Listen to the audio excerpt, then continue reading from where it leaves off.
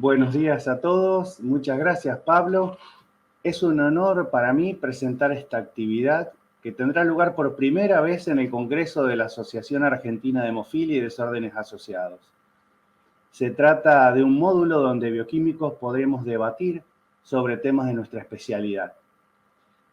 Y en este año contamos con la participación de 2 disertantes a las cuales quiero agradecer profundamente haber aceptado compartir su experiencia con nosotros.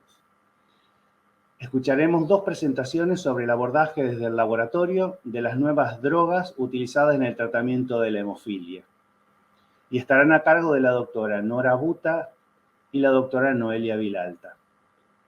En primer lugar, voy a presentar a la doctora Nora Buta, de España, quien es doctora en bioquímica por la Universidad de Buenos Aires y desde el año 2009 es la jefa del Laboratorio de Investigación de Coagulopatías y Trastornos de la Hemostasia del Servicio de Hematología del Hospital Universitario de La Paz, en Madrid, España. Es docente universitaria e investigadora principal de proyectos de investigación públicos y privados, cuyos objetivos son avanzar en el conocimiento de coagulopatías y de enfermedades que cursan con alteraciones plaquetarias. Ha publicado sus trabajos en diversas revistas científicas internacionales y es evaluadora de proyectos y participa en la selección de recursos humanos para agencias públicas. Es vocal del Comité de Ética de Investigación con Medicamentos del Hospital Universitario de La Paz desde el año 2015. Y en segundo lugar, voy a presentarles a la doctora Noelia Vilalta, que es licenciada en Medicina y Cirugía por la Universidad de Lleida y es médica adjunta de la Unidad de Hemostasia y Trombosis del Hospital Sant Pau de Barcelona. Desde el año 2009 se encuentra a cargo del Laboratorio de Hemostasia, donde se ha dedicado a la implementación de técnicas de secuenciación masiva para el diagnóstico de pacientes con patología trombótica y diátesis hemorrágica. Y además de pruebas de coagulación globales como son el test de generación de trombina y la tromboelastometría Rotem. Es cofundadora del Comité de Equipos Point of Care y se encarga de la coordinación de estos dispositivos en su hospital. Desde el año 2018 se desempeña como profesora de la Universidad Autónoma de Barcelona en la maestría de posgrado en enfermería de cuidados intensivos. Posee además el título de máster en coagulopatías congénitas y se ha doctorado en medicina en el año 2019. Desde el inicio de su carrera profesional, ha publicado artículos científicos relacionados con patología trombótica en revistas de alto impacto. Una vez que las doctoras finalicen su presentación, compartiremos un momento de preguntas que pueden hacernos llegar a través del chat. Doctora Nora, bienvenida.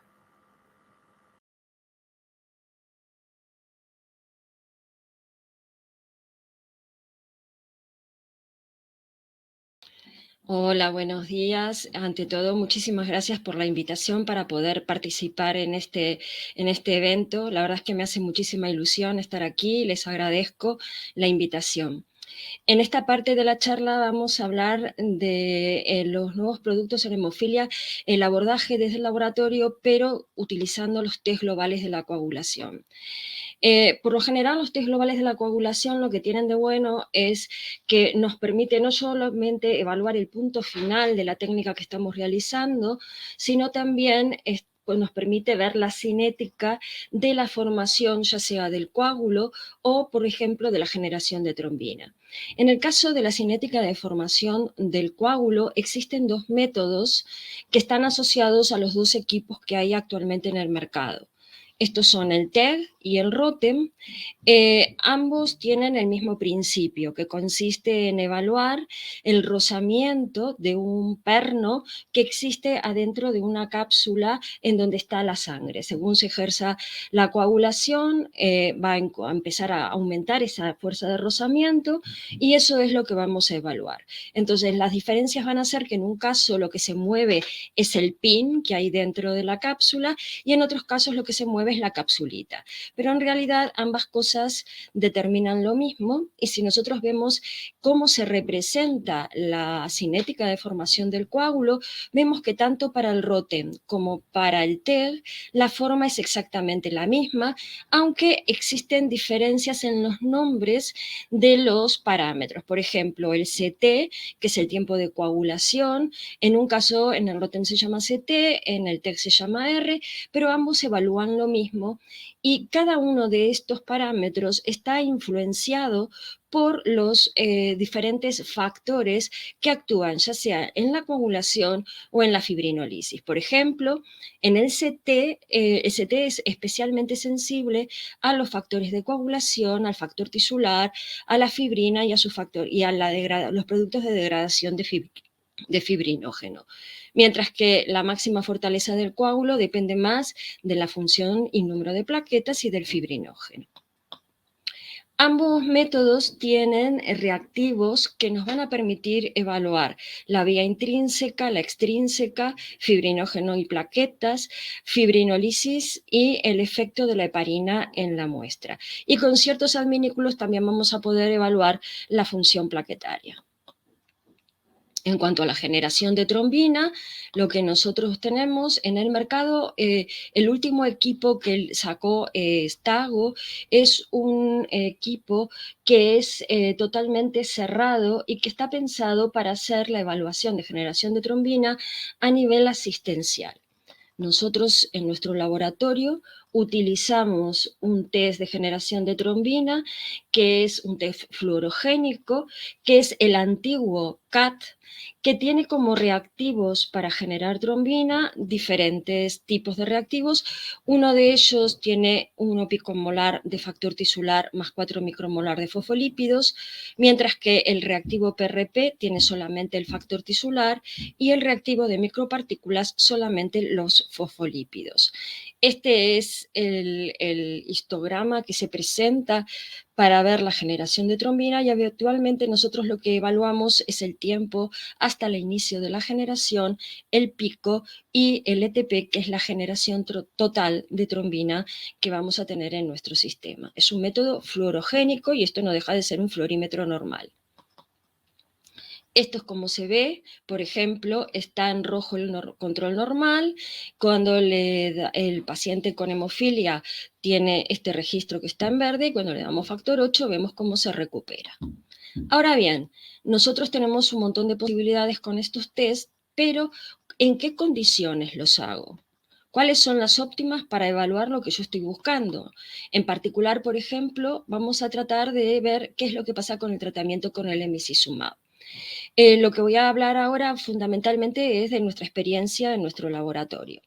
Miren, existe un trabajo en donde se demostró que, por ejemplo, si haciendo el ROTEM con los diferentes reactivos EXTEM, NATEM e INTEM, solamente veíamos una cierta dosis respuesta hemostática del emicizumab cuando utilizábamos NATEM, que es simplemente la recalcificación. No solamente servía para ver el efecto del emicizumab, sino también la adición de emicizumab junto con los agentes bypass, como por ejemplo el FEIBA y el factor 7 activado. Ahora bien, si esto puede llegar a ser útil, nosotros coincidimos con lo que proponen estos autores, en donde dicen que en realidad la forma más parecida a iniciar la coagulación en un laboratorio, lo más parecido a lo que ocurre en vivo, es utilizando dosis bajas de factor tisular. Entonces, que para esto es importante que la vía de contacto esté anulada, y para eso se utiliza CTI, que es Corn Trypsin Inhibitor. Entonces, aquí les voy a mostrar unos resultados que obtuvimos en nuestro laboratorio, en donde vamos a comparar pacientes con hemofilia grave con inhibidor que estaban en profilaxis con emicizumab. Cuando nosotros cogíamos la muestra en citrato sin CTI y utilizábamos como inductor de esa coagulación, el Extem diluido 1/5000, fíjense que entre el rango normal del CT, el basal del paciente con emicizumab, más ese paciente tratado con Feiba en diferentes concentraciones, no teníamos ningún tipo de modificación del CT, cosa que nosotros sabemos que la clínica dice totalmente lo contrario, que el Feiba es totalmente procoagulante cuando se utiliza en combinación con el emicizumab. En cambio, cuando nosotros tenemos la muestra con CTI, vemos que en realidad, si esto gris es el control sano, este es el basal con emicizumab, el hecho de agregar concentraciones tan bajitas de Feiba como 2,5 unidades kilo nos va a no solamente a mejorar, sino ya nos va a dar un perfil procoagulante. Algo similar ocurre con el factor 7 recombinante, cuando utilizamos 7 recombinante para hacer los spiking in vitro. Y en el caso del test de generación de trombina, nosotros vemos que si bien aquí sin CTI vemos una concentración dependencia, en realidad si nosotros pensamos, por ejemplo en el caso del Feiba, este es el control sano con una concentración, una dosis de 25 unidades kilo de Feiba, ya podríamos restablecer la hemostasia en este paciente. Sin embargo, cuando utilizamos el CTI, vemos que en realidad con 2,5 unidades ya sería suficiente. Y esto se acerca mucho más a lo que nosotros sabemos que es el comportamiento in vivo del paciente. Lo mismo ocurre con el test de generación de trombina. Nosotros aquí aparentemente con 270 microgramos kilo de factor 7 recombinante ni siquiera llegamos a mejorar o a igualar a la hemostasia de un control sano. Sin embargo, cuando utilizamos CTI vemos que con una dosis que habitualmente es la terapéutica de 90 microgramos kilo, prácticamente tenemos restablecida la coagulación en estos pacientes. Lo mismo ocurre cuando con este mismo sistema, en este caso diluimos aún más el CTI, el factor tisular, vemos lo que ocurre cuando damos dosis crecientes de factor 8. Esto lo hemos presentado en el último CTH. Y acá lo que les muestro es una intervención en un paciente con hemofilia A grave con inhibidor de larga evolución que estaba en profilaxis con emicizumab. Entonces le hicimos el seguimiento de las muestras antes y durante de la cirugía y vemos todo lo que está en rojo son las muestras basales del paciente a los que le hemos hecho el spiking in vitro. Y lo que está en negro es realmente la muestra que sacamos al paciente antes y después de dar la terapia con el factor 7 activado. Y como ustedes pueden ver, hay una gran correlación entre lo que ocurría realmente en la clínica, lo que vemos en vivo en el paciente y lo que vemos con el spiking in vitro con dosis aproximadas a las que estaba recibiendo el paciente. Como conclusión, el tratamiento con emicizumab y test globales, el ROTEM con NATEM se puede hacer si las muestras están extraídas con citrato, pero en realidad para inducir la coagulación de una manera más acorde con lo que sucede in vivo, eso es mediado por el efecto del factor tisular, las muestras de sangre citratada deberían sacarse con CTI. ¿Qué pasa con el concizumab? El concizumab es el anti-TFPI, entonces nosotros teníamos 2 pacientes con hemofilia B grave con inhibidor a los cuales les hicimos el Extem con el Extem diluido 1/50.000, spiking in vitro e hicimos la comparación entre hacer los experimentos sin CTI y con CTI. Lo que hicimos fue el basal, diferentes concentraciones de anti-TFPI. En nuestro caso utilizamos el concizumab, el factor 7 activado y combinaciones de factor 7 activado con diferentes concentraciones de anti-TFPI. Lo que hay que resaltar aquí es que no existen diferencias en los resultados con las muestras sin y con CTI. Por lo tanto, en este caso, cuando vamos a evaluar el efecto del concizumab, no sería necesario extraer la muestra con CTI. Esto se presentó en la EHAD del 2021, en donde mostramos la concentración dependencia del efecto sobre el ROTEM, evaluando el CT del concizumab, de diferentes concentraciones de concizumab. Si nosotros vemos, esto es el rango terapéutico en el rango terapéutico sí tenemos una buena ventana de respuesta, mientras que ya excedida esa dosis estamos en un plató, lo mismo que nos ocurre al inicio de alcanzar esa dosis terapéutica. En cuanto al test de generación de trombina, otra vez nos pasó exactamente lo mismo. Con CTI y sin CTI tuvimos resultados prácticamente reproducibles. Aquí se ve mucho mejor el efecto del anti-TFPI, este es el basal, el pico. Miren cómo aumenta con las diferentes concentraciones del concizumab. Este es el efecto que vemos con el factor 7 activado y esto con la combinación del 7 activado más diferentes dosis del anti-TFPI.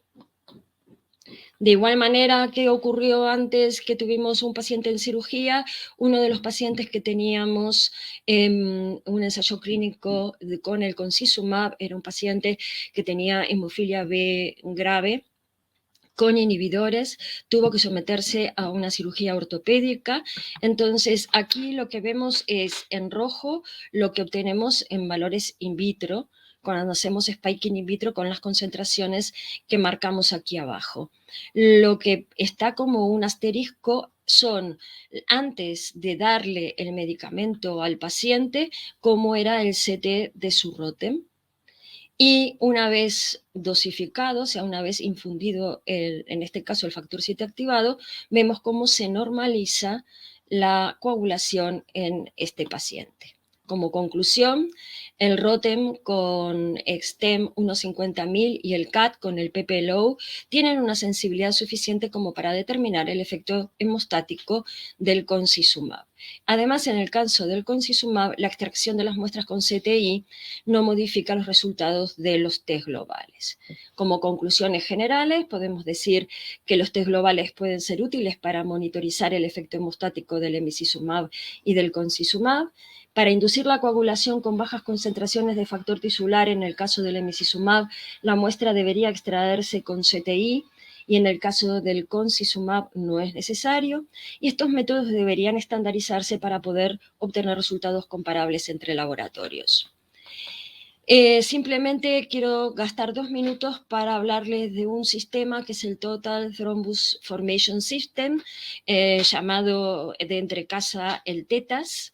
El TETAS es un sistema de flujo que nos permite, mediante 2 chips diferentes, medir la coagulación con el chip AR, que están los capilares que tiene cubiertos por tromboplastina y colágeno, o la función plaquetaria con el chip PL, todo en condición de flujo.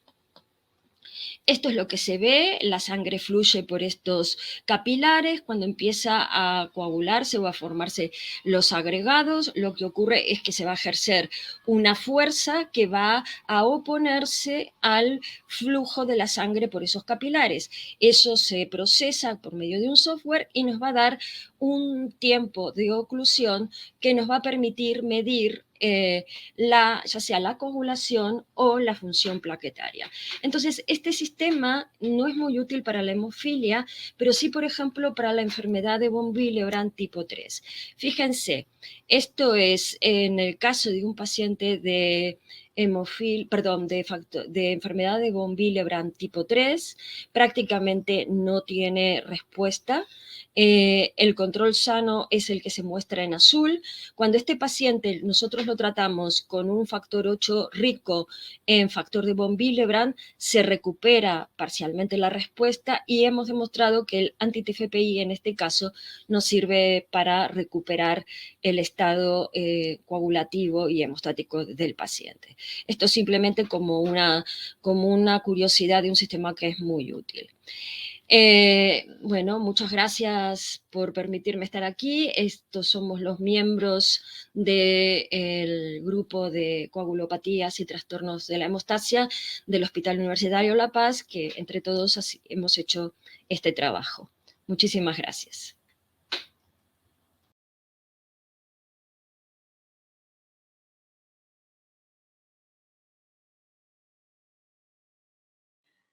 Buenos días a todos. Muchas gracias por invitarme a participar en vuestro congreso y yo muy encantada de poder hablar con ustedes sobre cómo monitorizamos los nuevos tratamientos en hemofilia.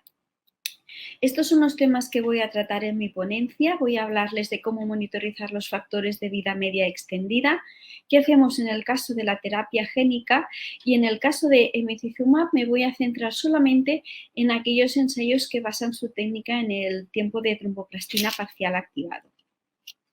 Antes de todo, antes de empezar, les quería hacer esta reflexión, que es qué ofrecemos nosotros los que trabajamos en el laboratorio al paciente hemofílico.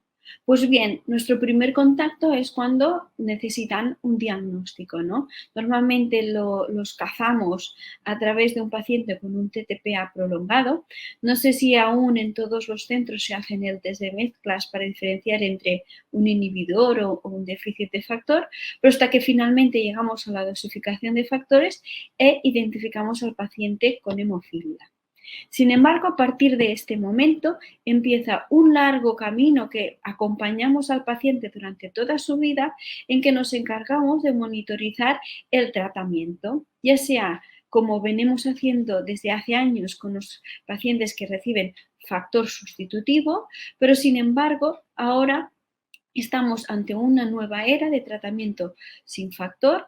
También en aquellos pacientes que han recibido terapia génica veremos que la cosa cambia un poquito, y si me permiten poner esta postillita, pues que es evidente que esto será ya un futuro muy cercano, a no ser que ya sea casi un presente, que es evidente que en este grupo de pacientes ha aumentado mucho la esperanza de vida, y son pacientes pues que tarde o temprano pueden tener problemas cardíacos, por ejemplo, y necesitar de tratamiento anticoagulante, y allí es cuando nosotros también tendremos que pensar qué técnicas podemos utilizar a la hora de monitorizarlos. Evidentemente ha cambiado muchísimo el tratamiento en hemofilia. Antes, hasta principios de los 80, se basaba en productos derivados del plasma, luego vinieron los productos recombinantes y ahora estamos en una nueva era de productos que no se basan en el tratar con el factor carente, sino que basan su amplio espectro con otras técnicas. Ya entrando en materia, pues, ¿qué pasa con los productos de vida media extendida? Como ustedes ya sabrán, pues hay productos de vida media extendida tanto para la hemofilia A como para la hemofilia B. La diferencia entre ellos es la forma en que han modificado la molécula para que aumente su vida media en plasma, ya sea con la fusión de proteínas como la albúmina o inmunoglobulinas o mediante la pegilación. Existe un producto que es Afstila, que es el que es más distinto de los otros, en que es un factor 8 de cadena única, es un glicopéptido al que se le ha truncado el dominio B del factor 8. Como veremos, esto le ofrecerá unas propiedades distintas al resto. ¿Qué ha permitido estos productos? Pues obviamente más en los pacientes con hemofilia B que con hemofilia A, pues reducir de una forma muy evidente el número de infusiones. Eso también ha permitido que al aumentar la vida media plasmática también aumente los niveles Valle, y esto pues todo en conjunto aumentamos la calidad de vida del paciente y que tenga menos complicaciones de carácter hemorrágico. Sin embargo, todo esto trasladado en el laboratorio realmente ha supuesto un quebradero de cabeza. Porque, ¿qué hemos visto? Pues que cuando queremos monitorizar el factor 8 o el factor 9 a la hora de dosificarlo, pues que hemos visto que según la técnica coagulativa que utilizamos, el valor del factor es distinto. Pero no solo esto, sino que un mismo factor también varía si utilizamos una técnica coagulativa o una técnica cromogénica. Esto parece que el problema viene dado, sobre todo en las técnicas coagulativas, sobre qué activador de la fase de contacto se ha utilizado. Ya verán que en algunos casos solo se recomienda la monitorización mediante factor 8 cromogénico, pues un poco distinto a lo que se viene haciendo con los factores de vida media simple. Esta es una tabla muy gráfica de los distintos factores, tanto 8 como 9 que hay, en que han intentado resumir en este artículo de la doctora Peyvandi sobre cómo afecta el tipo de activador, que pueden ver aquí en la pantalla, en la monitorización de los distintos fármacos. Entonces, si se fijan, prácticamente todos los fármacos son sensibles a las técnicas coagulativas, es decir, se puede modificar correctamente, a excepción de Afstila, que si se acuerdan era el glicopéptido de cadena única, que aquí sí que parece que proporciona valores ligeramente más bajos. Lo mismo pasa con los cromogénicos. Obviamente no hay tanta experiencia con el factor 9 cromogénico, por lo tanto no hay evidencia científica, pero también vemos que con el cromogénico realmente también los podríamos monitorizar y de hecho es el recomendado en este producto de cadena única. ¿Qué dicen las guías? Pues las guías son las recomendaciones de la Asociación de Gran Bretaña, que también son la base de las recomendaciones de la World Federation, y aquí pues su enunciado es simple a la hora que lógico, que ellos recomiendan pues utilizar el ensayo validado y recomendado según el fabricante del producto. Sin embargo, a lo mejor son gente que no se dedica tanto al laboratorio o no están en contacto con los enfermos, pues a mi forma de ver esto es una utopía, porque no todos cada laboratorio no puede disponer de varios ensayos para monitorizar el factor 8 y obviamente detrás hay una cuestión económica, porque realmente es muy poco viable. Entonces, he intentado resumir, según las recomendaciones tanto del fabricante como de la tabla que vemos del artículo de la doctora Pei-Bandi, cuál sería la mejor técnica según el producto de vida media larga que utilizamos. Fíjense que solo teniendo técnicas coagulativas ya es suficiente para ofrecer una buena monitorización a nuestros pacientes. El único distinto que hablábamos era Afstila y otro que es el Refixia, que es un factor 9 al que se ha pegilado para prolongar su vida media, en que el fabricante recomienda la técnica cromogénica. Sin embargo, hay ensayos coagulativos, en el caso de Afstila, que si multiplicamos por 2 daría el valor más real de factor 8, y en el caso de Refixia hay ensayos coagulativos validados, por lo que un laboratorio, por pequeño que sea y que sea capaz de monitorizar los factores mediante técnicas coagulativas, puede abordar este grupo de pacientes. ¿Qué pasa con la terapia génica? Pues, ¿qué se vio? Pues cuando ya había un alto número de pacientes a que habían entrado en el ensayo de terapia génica, se observó que cuando en el caso de la hemofilia A se monitorizaba el factor 8 mediante una técnica coagulativa, presentaba valores 1,65 superiores a los obtenidos respecto al factor cromogénico. De hecho, fue inesperado, porque normalmente estamos nosotros acostumbrados a ver que los valores del cromogénico son superiores, a los valores del coagulativo, tal y como se muestra aquí. En cambio, en terapia génica es al revés, el factor 8 coagulativo muestra valores superiores. Una posible explicación a este motivo es que es precisamente el tipo de factor que se utiliza para que se transfecte al paciente. Normalmente se utilizan tanto factores 8 como factores 9 modificados y que presentan mutaciones que los hacen mucho más específicos y mucho más productivos. Lo que provocaría es que activasen más el factor 10 y sobre todo la técnica coagulativa es muy sensible a esto y por lo tanto generasen más trombina. Esto plantea una pregunta a Rosen en este artículo de que al generar más trombina, pues a ver si estos pacientes tenían más problemas de hipercoagulabilidad. Pues se observó que mediante el ensayo de generación de trombina prácticamente no había diferencias comparando un plasma normal con un plasma de un paciente sometido a terapia génica. Lo mismo pasa con el 9. Fíjense que los valores de cromogénico del 9 siempre están por debajo de los valores obtenidos con las técnicas coagulativas. Por lo tanto, podríamos dar una explicación más o menos similar a lo que pasa con la hemofilia. Y finalmente, emicizumab. Emicizumab, ya ha comentado la doctora Buta que la forma de monitorizarlo, pues básicamente se basa en test globales, pero no en todos, sino en el ROTEM y en la generación de trombina.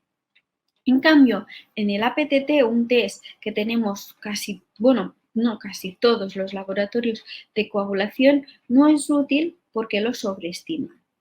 De hecho, todos ya sabemos que hay muchas variables que afectan el ensayo del TTPA, no solo para variables que vienen dadas por el tipo de reactivo, sino sobre el tipo de fuente de fosfolípidos, el tipo de plasma deficiente, el calibrador, la técnica o el aparato que utilizamos. Pues miren, aparte de todas estas variables que nos interfieren en el ensayo, en este grupo de pacientes les añadimos el fármaco. ¿Cómo se explica esto? Pues la cosa es basada en que la técnica basada en el TTPA se basa en el factor 8, el cual este cofactor es el limitante de la técnica. Y claro, emicizumab está pensado para aquellos pacientes que les falta el factor 8 y por lo tanto emicizumab no depende de que haya factor 8 para que se active, sino que depende de la cantidad de factor 9 generado. Y esto sí que provoca variación entre los distintos ensayos de APTT que tenemos.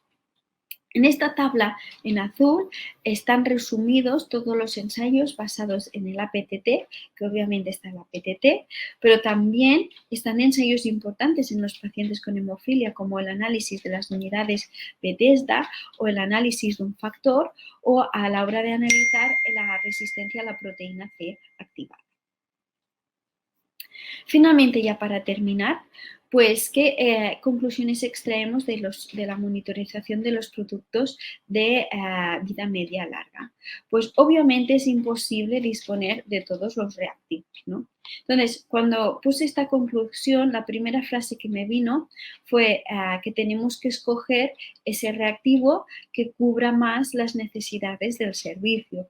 Pero bueno, también se puede hacer la reflexión a la inversa, que el servicio a la hora de escoger qué factores utilizan para tratar a los pacientes, también piensen en qué oportunidades o qué herramientas disponen en el laboratorio.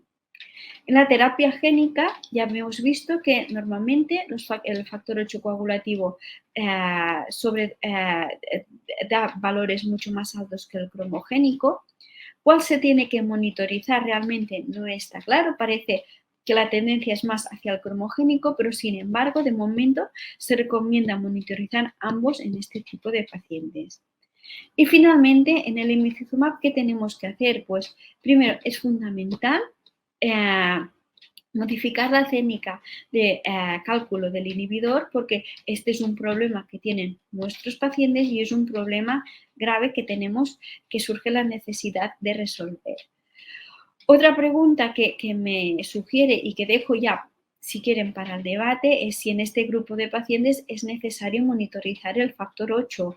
A mi entender, no estamos dando el factor 8, por lo tanto, hay que cambiar la forma de pensar igual que hicimos pasando de los antivitamina K a los anticoagulantes directos. Hay que cambiar otras maneras de dosificar.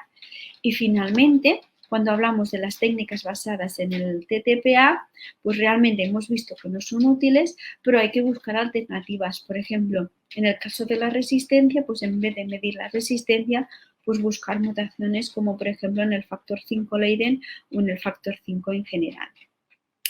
Y bien, pues hasta aquí mi presentación. Espero que les haya servido de ayuda y estoy abierta a todas las preguntas que puedan surgir.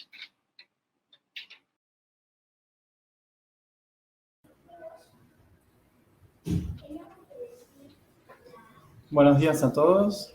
Buenos días a la doctora Noelia Vilalta y a la doctora Nora Buta. Buenos días, Germán. Damos comienzo entonces con este bloque de preguntas y respuestas. Recuerden que lo pueden hacer a través del icono de signo de pregunta. La primera pregunta es para quien la quiera responder, ya sea la doctora Noelia o la doctora Nora, si ustedes considerarían la monitorización de la hemostasia en un paciente que está en profilaxis con emicizumab ¿Se harían pruebas globales y medirían la concentración de emicizumab? ¿Cuál es su opinión al respecto? Bueno, si me permiten, voy a romper el hielo. Mire, yo le voy a responder basado en una pequeña experiencia que hemos tenido en nuestro centro, que tenemos realmente 6 pacientes con emicizumab y realmente en uno de ellos ha desarrollado un inhibidor y como lo hemos detectado es con el APTT, un test muy sencillo. Entonces que realmente vemos que con el Hemlibra se acorta y que con el APTT pues realmente la siguiente monitorización se prolongó y realmente obviamente hicimos test globales, pero no hizo falta hacer, es decir, tener acceso directo a ellos para ver de su pérdida de ineficacia, ¿no? Sin embargo, sí que en el principio sí que recomendaría valorar realmente que Hemlibra hace el efecto con un test global. No sé si Nora estás de acuerdo. Sí, totalmente de acuerdo con vos.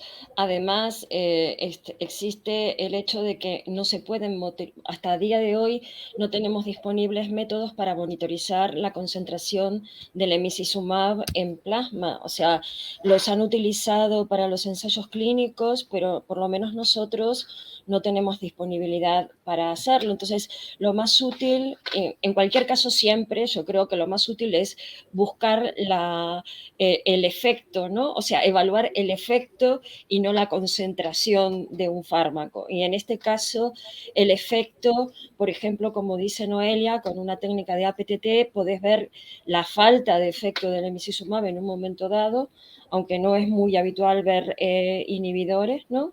Pero bueno, y un test global que te permitiría ver un poco más, sobre todo el test global, yo lo recomendaría cuando tenés que hacer de alguna manera un rescate de un paciente que esté en profilaxis con el emicizumab. En ese momento, cuando ya tenés que evaluar digamos, la adición o el efecto sinérgico de 2 o más factores o factores y una terapia alternativa, entonces en ese caso yo creo que serían más útiles los test globales. Sí. Otra pregunta es si tuvieron experiencia en el análisis de la waveform de la curva de formación del coágulo de APTT, por ejemplo, que algunos coagulómetros ópticos lo tienen disponible.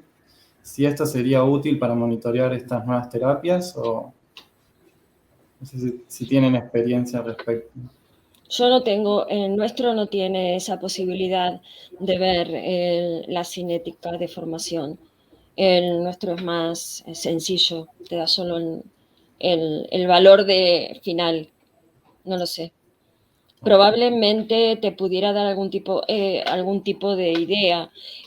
Siempre el problema con este tipo de test globales, es la falta de estandarización, ¿sabes?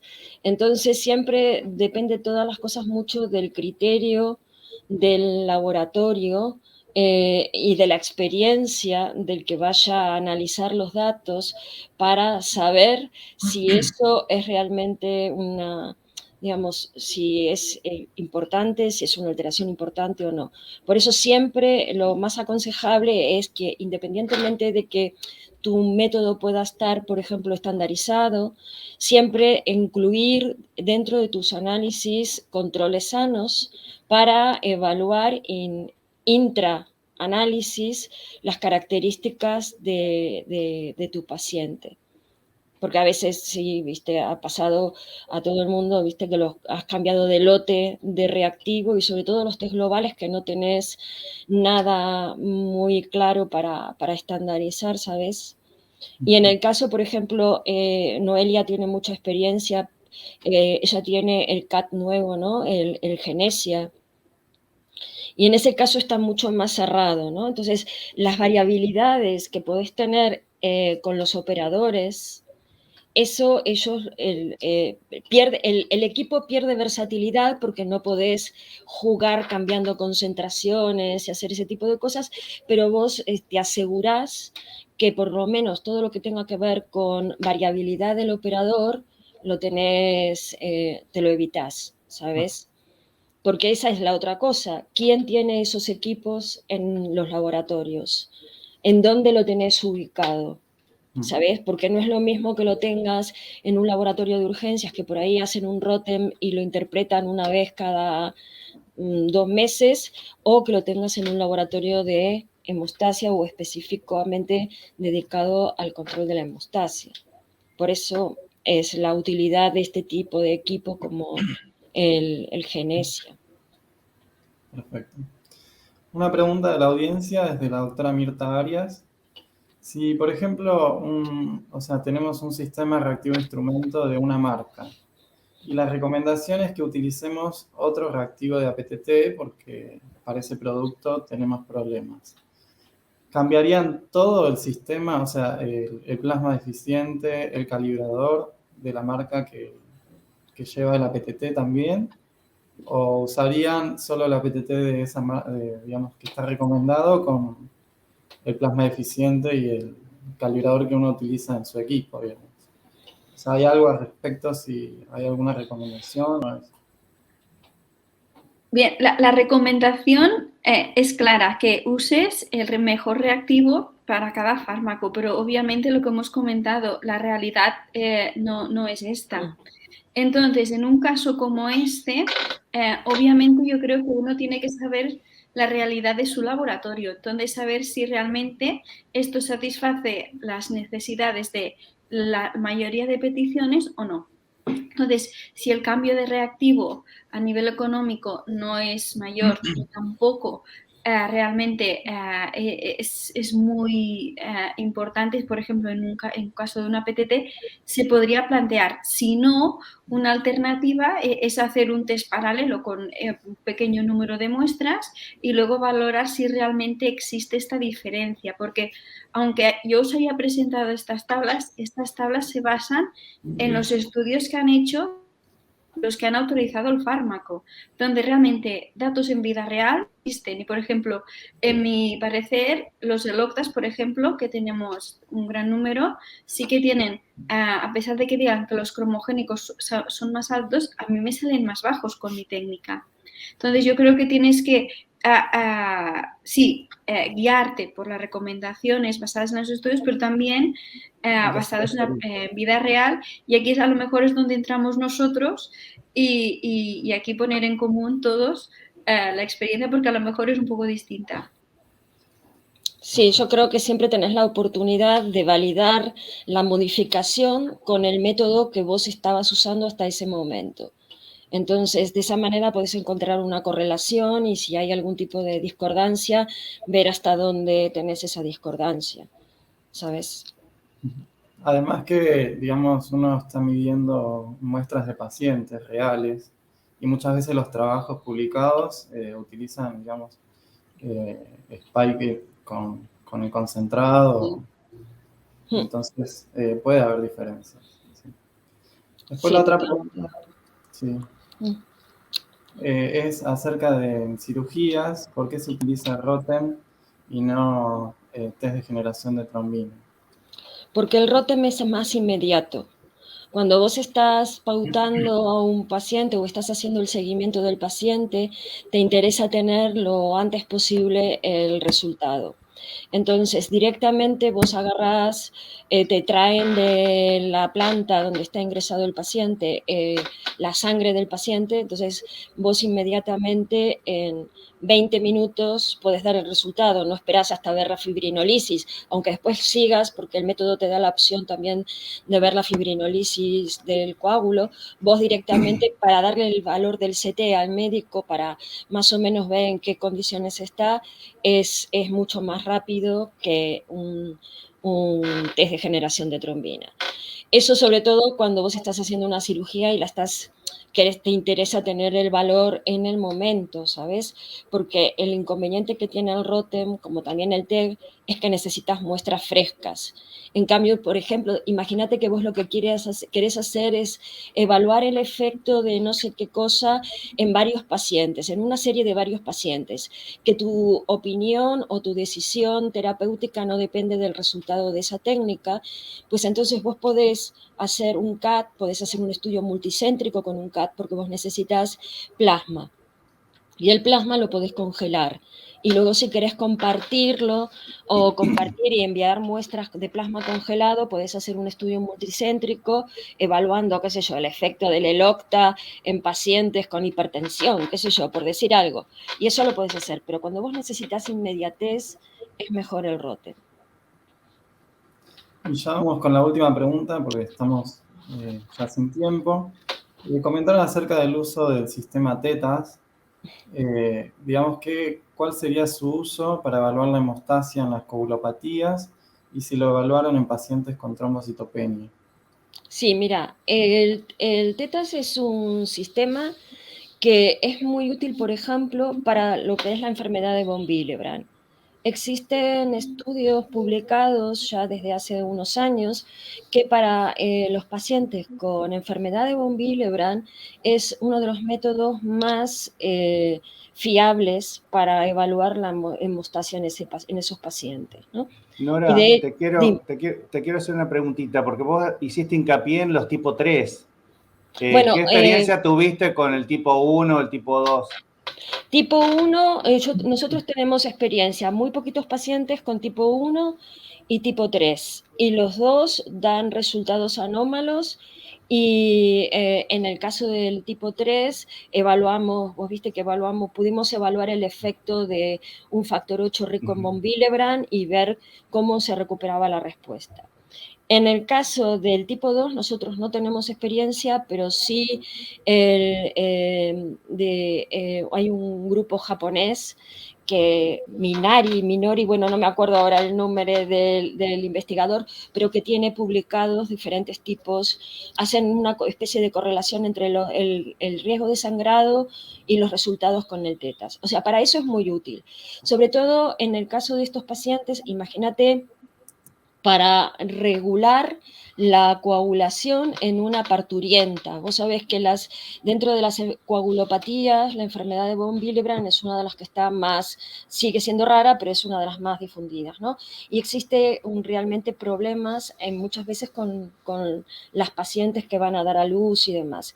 Esto es un sistema muy rápido, y pasa como con el Rotem. Vos con un poquitito de muestra podés tener el resultado en poco tiempo. O sea, eso está fenomenal, ya te digo, sobre todo para esta patología. En hemofilia no nos ha dado resultados, dan resultados muy bailones, con lo cual, no, por lo menos hasta esta hora, no me parece recomendable. Y en el caso de la ¿me dijiste trombopatías o trombocitopenia? Trombopatías. Pacientes con plaquetas, sí, trombocitopenia. Trombocitopenia no es recomendable en un paciente con trombocitopenia. La evaluación no es fiable, el resultado que te va a dar, porque no vas a saber si es por una anomalía en la función.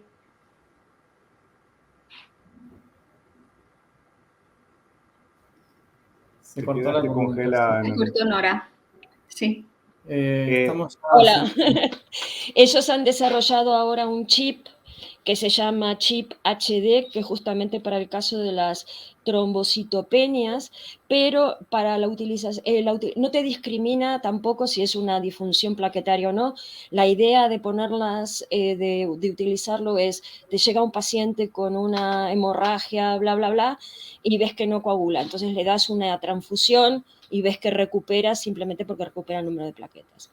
Este es un sistema que está en estudio, y simplemente lo mencioné porque puede ser útil para ciertas cosas, y a lo mejor incluso, por ejemplo, nosotros lo tenemos cedido para hacer pruebas.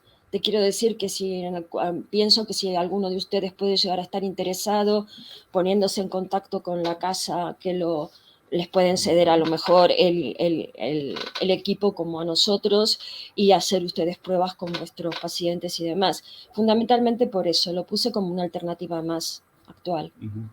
Perfecto. Bueno, queremos agradecerles su participación, estamos muy agradecidos, ya estamos sin tiempo.